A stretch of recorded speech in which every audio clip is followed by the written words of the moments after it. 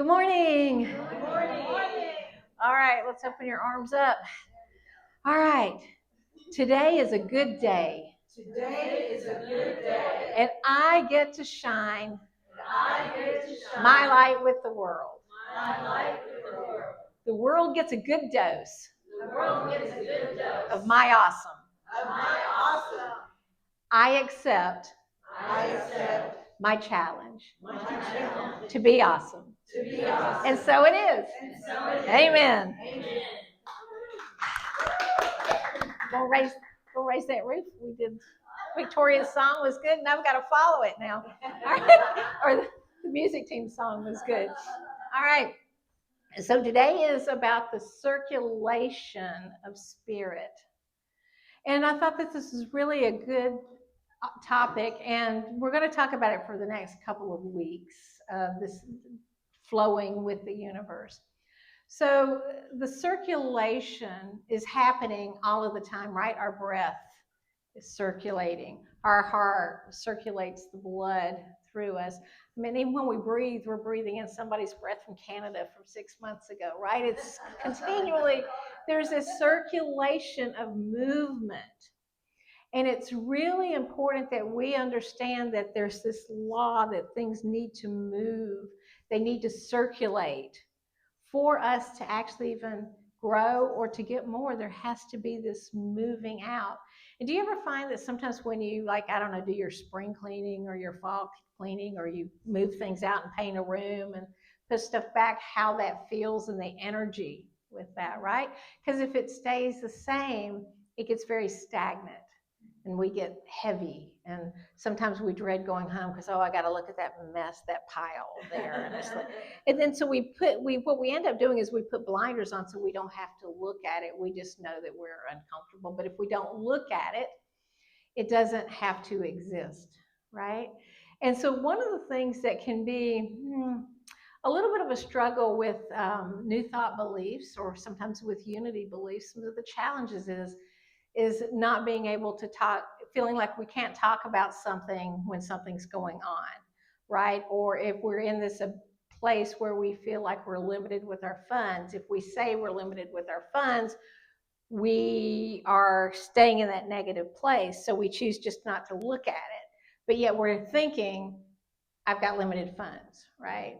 Or I'm in a stuck relationship, or I'm in a job I don't like. But if I say that, or if I'm honest with myself about it, I'm not being spiritual. It's kind of like a spiritual bypass. I'm not using affirmations and Yeah, yeah. And so we have to start to understand that we need to move that. And so the first scripture that I have, and to me, I think it was really important, is do not store up for yourselves treasures on the earth, for where your treasure is, there your heart will be also. And that's Matthew 6:19-21.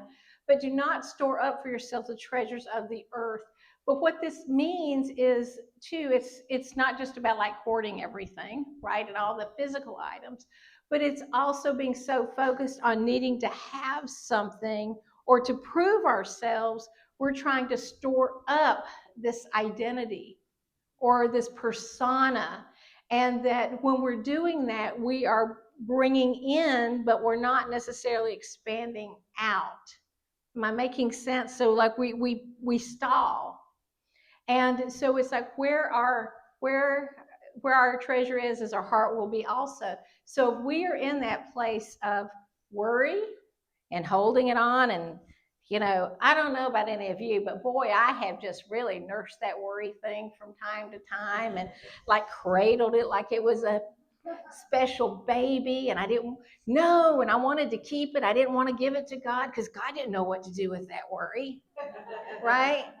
Because it's like, it's my worry, I know. And it can be interesting in how we do that we hold on and we don't allow ourselves that opportunity, right? We get caught up in that fear. Yeah. And it can be very difficult because we're not letting it go. Am I making sense? Those things that we hold on to for years, and then once we take the breath and we go through, well, if I'd have done that 6 months ago, just think where I'd be by now. If I'd have done that, And then we'll start to look back. And it's about moving forward.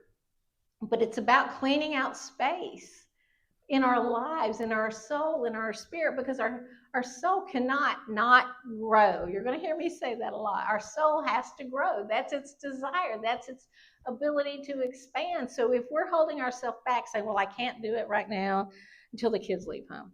I can't do it right now until I get my knee surgery. I can't do it right now until, right? Have you ever done that? Made that kind of list, right? We have all of these lists, like, I can't do it now. But if the desire is there, it's at least giving ourselves permission to start looking at it and being excited about it and being in the energy of the new thing, right? But in order to sometimes to bring in that new thing, we have to let an old thing go, right? And so now RV living was really good in a way that if you brought something new in, you had to decide what you were going to get rid of, right? And because you only have so much space. But it kept the circulation of energy going. And so this can even be that we're afraid. So it's like if we are in a financial situation and we're afraid of, I don't know, buying groceries because we're just not sure where we're going to be at the end of the month or what's going to be there, that we're so afraid of buying groceries, right? We're not allowing new money to come in because we're not trusting that if we buy groceries, that money is going to be replaced. And I've been there. I've been in that place. And my first husband always had this thing about gas money. We couldn't do anything because we'd have to put gas in the car. We didn't have gas money. Couldn't go anywhere. So now, like, I'm lucky now. I just put gas in the car and drive until the car stops. But you know those moments, you've had them, right? And how well have they served us? What joy did they bring? Right?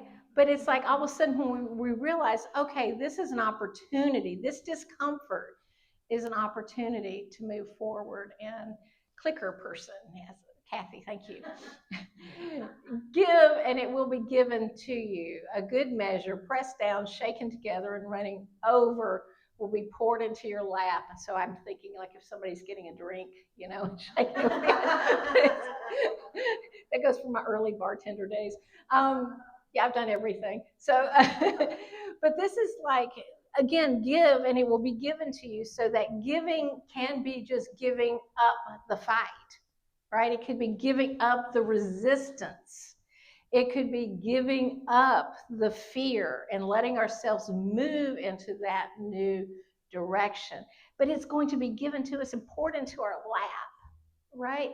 That we're going to get more. And it's sometimes, have you ever been in that place where somebody really wants to take you to lunch and you don't want to take them, you don't want to go because you'll owe them a lunch? Right? But maybe that's something the universe is trying to give you, is that lunch. But too, if we're so worried about it, it talks about how much we hold up, that we're holding on to. We're afraid of owing someone, right? And so in those cases, it's kind of like if we had a U-Haul pulled up to our garage that's full of all this good stuff, and we won't open it up because we're not ready to receive it. Or we believe that we can't have it. But it's there. It's always there, that we can have it with love and with joy and with excitement, and that wonderful thing of giving without a condition, the thing about receiving without a concern. Receiving without a concern. And I go back, and I will talk about it a lot in my experiences, that, you know, when you're a kid and Santa is so real. Santa's magic. And to me, Santa's the best representation of God, Santa God. Okay? Because you believe, as that child, that he's got this bag that is unlimited. It's better than Mary Poppins' purse, right? Because he goes to every child around the world in one night, pulling out what they want.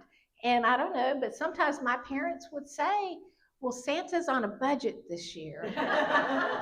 Or mom and dad have to help Santa out, and so something might not happen. You might not get what you're wanting. And that's not true.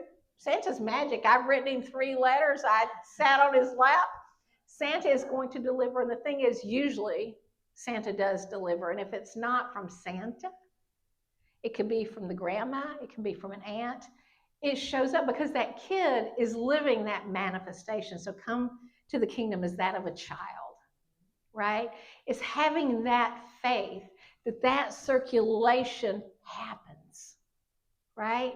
And the kids seeing themselves on that red bike, you know, and being in the joy of that. But this is what the circulation is about. It's about the giving and the receiving. And so sometimes the giving can be giving out the request and receiving it, but it's also being open to give as things come to you that you need to give, right? And again, it might be that, you know, you're being told to make your neighbor some chicken soup. So you make that chicken soup, you give it to them, and you give it to them with love and joy, and come to find out it was the best chicken soup you ever made because it was divinely blessed, right? And they had everybody over, and it solved a problem that they were worried about. So it's moving that energy forward. It's allowing ourselves to be the giver and the receiver, right? And I'm going to say it to you in this way too, is that sometimes the giving is giving spirit a chance. So when that voice says do something, maybe it's just giving over to spirit to do it so that then you can receive what comes from that. Right? Am I making sense? Okay. All right, so it's a wonderful thing, but the circulation happens, right? It's not like we can't move through life without circulation, right? Everything is circulating, everything is moving, and so we want to keep that movement going, because what happens if we stay stagnant too long? We get stiff. You know, the house gets dusty. I don't know, there's just we have different things, right? But it's that movement. But it's also sometimes changing things up. And I have a friend, and when her sons were young, their father had died. And the one son had really gone through like a depression for a while, but when he was having school, one of his kids were picking on him that his dad had passed, which, you know, we know is not a nice thing. But he came home really depressed, and she said to them, well, wait, you don't need to be sad today. You know what today is? And they go, no. Well, it's Thursday. Yes, so it's Thursday, but it's backwards day. Backwards day, yes, that means that we get to do something backwards. So we're going to go out to eat, and we're going to get dessert first. It became a tradition that they would have this backwards day, but they would do something backwards. They give themselves this opportunity to look at life different. So shaking that up, right? And they had a wonderful time, and all of those other worries left because they were thinking about how fun it was to be able to eat the pecan pie or the cheesecake or the ice cream sundae first, right? Because, I mean, how many times have you said I'm going to leave room for dessert? Well, now I can't eat all of my food because I want my dessert. So, I mean, and it's like, well, you can't have your cake and eat it too. I mean, like, how dumb is that, right? Well, why am I going to look at this cake with a cherry on top and say, oh, God's saying I can't have it, right? And so it's, again, about that coming into your lap. It's about being poured in. So what I want to share with you next is the Fillmores dedication and covenant and how this fits in to today. But this covenant was written, well, we'll see, in 1892, I think. But it wasn't found, and it was mentioned in one of their writings in like 1911. Charles had kind of mentioned it. But it was actually found in 1942. Nobody knew that they had done this covenant. So, Kathy, thank you. So this is going to be important. We're going to talk about this a lot, right? We, Charles Fillmore and Myrtle Fillmore, husband and wife, hereby dedicate ourselves, our time, our money, all we have and all we expect to have to the Spirit of truth and through it to the society of silent unity. Now the good part. It being understood and agreed that the said Spirit of truth shall render unto us an equivalent for this dedication in peace of mind, health of body, wisdom, understanding, love, life, and an abundant supply of all things necessary to meet every want without our making any of these things the objects of our existence. And in the presence of the conscious mind of Christ Jesus, the 7th day of December, AD 1892. Do you see how powerful this is? Right? And then they found it, like it was a librarian in Unity found this. But what this is telling us is it's exactly what we are talking about, is that they are going to dedicate their time to their passion, to this thing that feels so important to them. And that this is where they're going to give their time to that. But in exchange, Spirit is going to take care of their needs. It's going to take care of financial needs, of whatever they need to do with it. It's going to take care of their housing. It's going to take care of their clothes. It's going to take care of everything. But they're not going to be having these prayers of praying, okay, Spirit, thank you now for sending us more money so that we can continue. That wasn't it. They were in faith that they were already doing Spirit's work, and it is being understood by them that Spirit's going to deliver. The part of this, when we write out an agreement like this, we are inputting it. It sounds like computer language. We are doing source code to tell ourselves to trust Spirit, that Spirit has got this. Right? That we can do this, that we are going to go on and do the things that we love, that we have passion in. And if it's a business venture, if it's to write a book, if it's, I don't know, to take more time off, because we've always taught you have to work hard, or that you have to prove yourself. And sometimes that's like how clean the kitchen floor is, because, there's competitions for that, right? So this, to me, this is what they were saying. They were enlightened to know that they're going to pursue silent unity. They knew that healing through prayer worked. They were going to do what they needed to do. And God, Spirit, was going to show up and do what they need to do. Now, I don't know how many of you know about the history of unity. And there's some wonderful videos on YouTube. But it was like at the village, whatever they needed showed up. I mean, like, they got oil, they got gas, they had water. Like, they had their own little village, but the oil was used for like machinery and lighting, and the gas was used for machinery and lighting, or whatever it was. But everything that they needed was showing up. And they had these wonderful apple orchards, and they had these wonderful gardens. So it was a very holistic approach, but everything showed up as they were going through the process. But it wasn't like, oh, let's see if we can drill for oil, let's see if we can drill for gas. These things happened kind of on their own.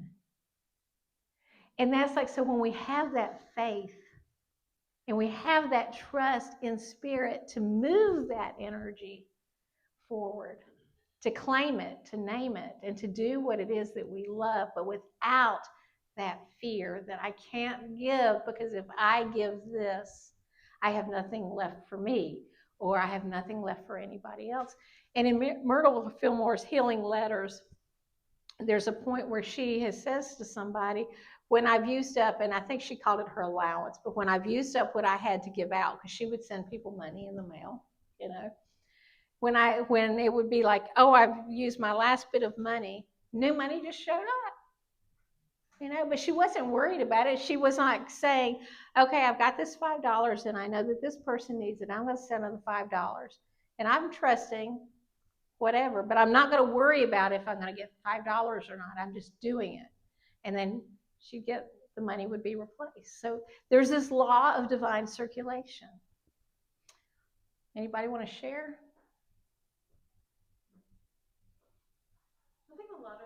is about like how you're showing up, right? When you're talking about this divine covenant, this trust. I mean, oh my gosh, you're trusting source to provide exactly what you need when you need it. And I feel like whenever you put your 100% into being the light of God in any situation, whether it's a work situation or a family situation, you're showing source that you're fully committed to that. And I can remember when I started tithing, and it's like I did not know how I was going to do this, because it really felt like it stretched me. But it was like money would just come from, like I overpaid on insurance, and it was like it's always been there. And so it's just, really stepping into it in trust, but also how you show up in the world. You do the best at everything that you can do. You've got a partner. You got to be part of it. Yes. But it's that wonderful showing up. But I don't know how many of you maybe had the same experience as I do. So my mother was raised Catholic and I was raised Southern Baptist. But when I was trying to understand tithing, she and this was her comment. Well, the Catholic Church takes from the poor, and that's why they have all these golden statues. That was, so in my mind, tithing was so churches could have ornamentation, so churches could have golden statues. So it was really an experience to learn, like churches run off of our tithes, right, and run off of our contributions, and of giving ourselves permission to move through that, right, and to know that God's got us. God's got this, and trusting it. Anyone else want to? Yes? I taught that Keys to the Kingdom. In that class I had, that circulation was very powerful. We ended up, thinking that whatever you put out to the universe, it'll come back. So we had church garage sale, but it was the class that put that on. It was the unity of that class and the tithing of that class. And the more you do it, the better you get at it. So it's like anything else. If you wanna improve yourself, keep doing it. It's like building that muscle, right? That muscle of trust, that muscle of faith. Go ahead, Debbie. I learned as a little girl from my grandparents in Little Oak Paris, Texas. Oh. She was a professional seamstress for the community, and he worked as a janitor at the Methodist Church. They had a huge garden on their land. And so they would, grow and pick and use what they needed, but they always gave away fruits and vegetables to the neighbors. And what they got back in return, the neighbors went fishing, filleted the fish, and gave it to my grandparents so they could put it in their freezer. And so I witnessed that tithing to the universe and tithing to the neighbors and getting it back. Yeah. And my grandmother was so excited that it was filleted. Because it's that circulation. Yeah. It's that circulation. But the hardest part is overcoming our fears or those limiting beliefs and building on. And again, I love that the said spirit of truth shall render unto us equivalent. And if any of you have ever read The Four Spiritual Laws of Prosperity by Edwin Gaines, who was a Unity minister, when she started tithing, one of the things she says, okay, God, I'm going to keep a log of everything I find, if it's a penny or whatever, but I am going to do this, and you're going to prove to me that this works. I mean, that's how she did it, and for her, she would want signs for something, and she was looking for a sign that she to take a job or not. And so she's with a friend, and the friend says, well, what kind of sign do you want? She goes, well, you know what? Moses got a burning bush. I'm as good as Moses. I want a burning bush. So they go around the corner, and there's this billboard that says Burning Bush Restaurant. Next exit. So they went there, but her decision was made. So take heart in this law of circulation, right? And to know that, to test this, right? Because this testing will help to build our faith and our strength. But remember that God's not outside directing our poverty. God is inside directing our prosperity, right? All right. Until next time, namaste.